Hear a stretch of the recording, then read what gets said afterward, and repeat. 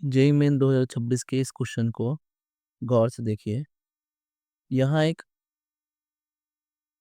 Free radical mechanism का question है और इस क्वेश्चन को में हमसे वेरियस स्टेटमेंट्स के बारे में जानने की कोशिश की जा रही है।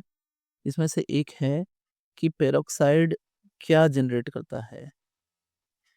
अब 90% बच्चे यहाँ पे ना इस बात को थोड़ा-सा मिस कर जाएँगे क्योंकि एक्चुअली जो जनरेशन होता है वो बीआर फ्री रेडिकल का जनरेशन होता है, ना कि एच फ्री रेडिकल का। H free radical is too reactive to produced.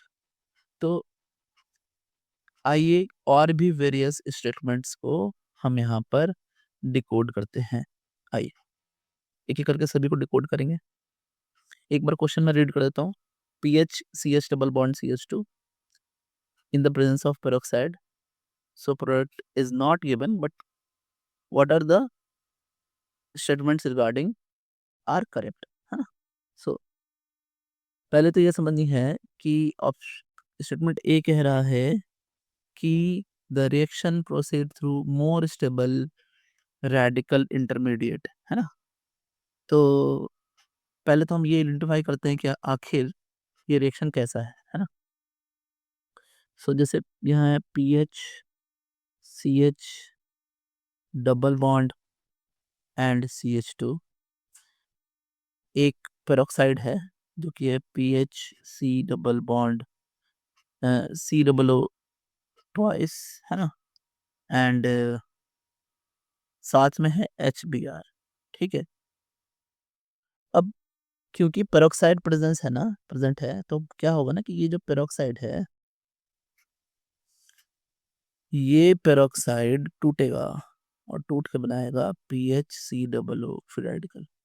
अब ये जो फ्री रेडिकल है PHC double O free radical, ये H साथ रिएक्शन करेगा और ये बनाएगा PHC डबल OH प्लस, है ना, प्लस Br फ्री रेडिकल। अब इस बात से हमें ये बात क्लियर हो गई कि ये जो रिएक्शन है वो एक फ्री रेडिकल मैकेनिज्म क्या है, ये फ्री रेडिकल मैकेनिज्म है ना? ठीक है, इतनी बात क्लियर हुई। आगे हमसे कह रहे हैं कि क्या स्टेबल इंटरमीडिएट बनेगा? तो स्टूडेंट्स स्टेबल तो बनता है, कौन सा? PH CH double bond CH2 plus Br free radical जो है, ये दो फ्री रेडिकल फर्दर बना सकता है जो कि है PHCH Br and CH2 radical. दूसरा है PHCH एंड CH2Br रेडिकल। अब समझिए, ये 2 डिग्री है, ये 1 डिग्री है, ये मोर स्टेबल है और यही बनता भी है। तो जो पहला स्टेटमेंट है ना हमारा, वो एग्जैक्टली सही है कि मोर स्टेबल से ही बनता है इंटरमीडिएट, वो भी फ्री रेडिकल बनता है। So correct one, correct. आगे अगर बढ़े हम और हम नेक्स्ट ऑप्शन की बात करें, नेक्स्ट स्टेटमेंट की बात करें एक्चुअली, तो नेक्स्ट स्टेटमेंट कह रहा है कि द रोल ऑफ पेरोक्साइड, जो कि मैंने आपको पहले बताया था, तो मैंने यहाँ ये लिखा ही है, ये वाला। इसमें आपने देखा कि पेरोक्साइड का काम होता है बीआर फ्री रेडिकल बनाना, ठीक है? तो फिर ए तो हमारा जो करेक्ट था, ये बात तो सही थी, लेकिन जो बी है तो उसका काम है बीआर फ्री रेडिकल को जनरेट करना, ना कि not H radical. H radical is too reactive to produced. तो बी इनकरेक्ट है, इनकरेक्ट है ना? आगे की बात करते हैं। अब ऑप्शन सी को देखें तो वो यहाँ कह रहे हैं कि बाय प्रोडक्ट फॉर्म होता है बेंजीन का। तो हम पूरा प्रोडक्ट ही देख लेते हैं कि क्या प्रोडक्ट है इसका। तो मैंने क्या किया कि pH CH double bond CH2 और इसकी रिएक्शन मैंने Br के साथ फ्रेड के साथ कराई, तो ये मेजर वाला ही बनाता हूँ मैं पहले।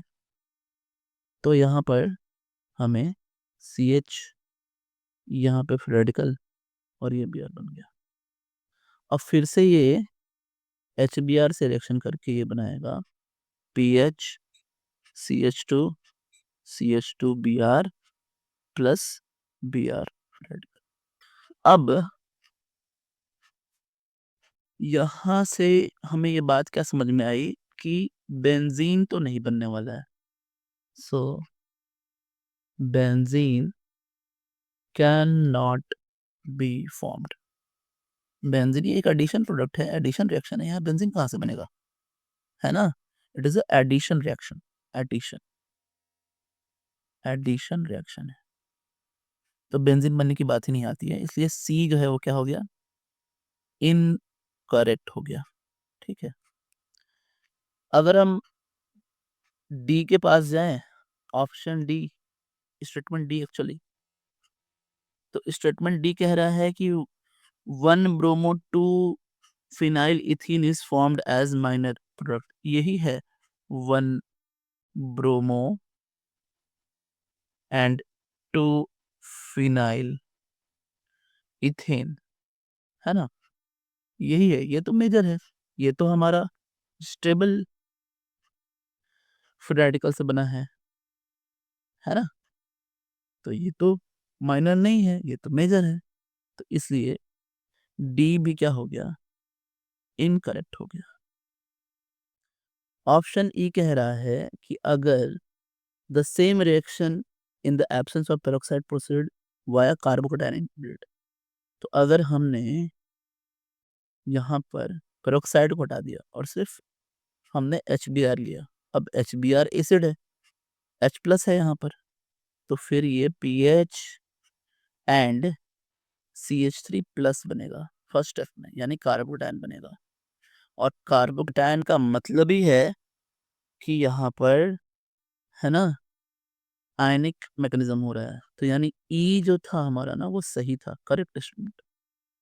तो हमारे सही कौन कौन से स्टेटमेंट हुए, मैं एक बार फिर से बोलता हूँ, A B C D and E. A सही था, B C D गलत गलत गलत, और ये सही। तो answer is, final answer is A and E। Thanks and subscribe for more students.